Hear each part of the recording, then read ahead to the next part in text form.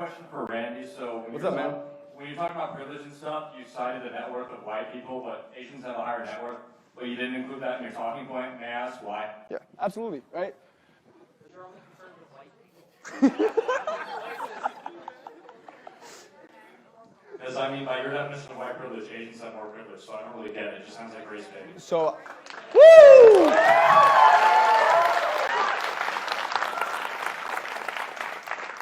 So I appreciate your question, and I thank you for coming. I value your time.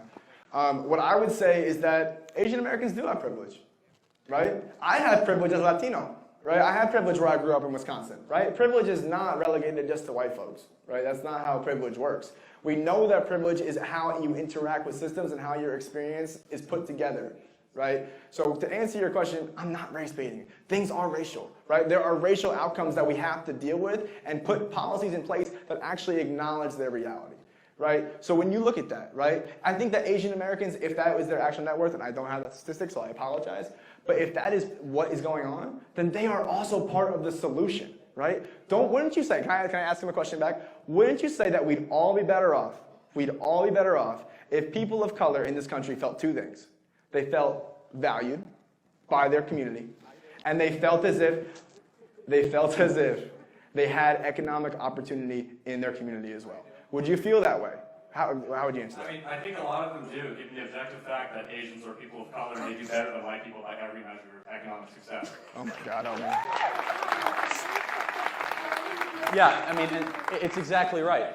Asian Americans entered mostly the 1940s and 50s, fleeing communism. They were the poorest ethnic group, poorer than African Americans when they entered, in the flurry of refugees from Mao communism. Let me finish. They entered extremely poor, made good decisions, created communities, and they went to college in record numbers, and now Asian Americans are the richest subracial group in the country. The Constitution was not written in Korean. The point being is this country can be successful no matter what race, color, religion, or language you speak.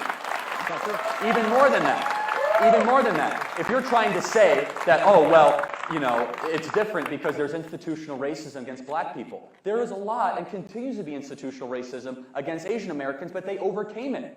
And in fact, if you talk to someone who fought in World War II, ask them what they used to call an Asian American person. We actually, if I remember correctly, we unconstitutionally put Asian Americans in internment camps in the 1940s. We treated them horribly. And instead of giving them government benefits, we empowered them. And now they are the richest subracial group in the country because they overcame the victimhood mentality that you are pushing. So can you just outright say for me, please? Sorry. Can you outright say for me that you think black people think they're victims and so do Hispanics?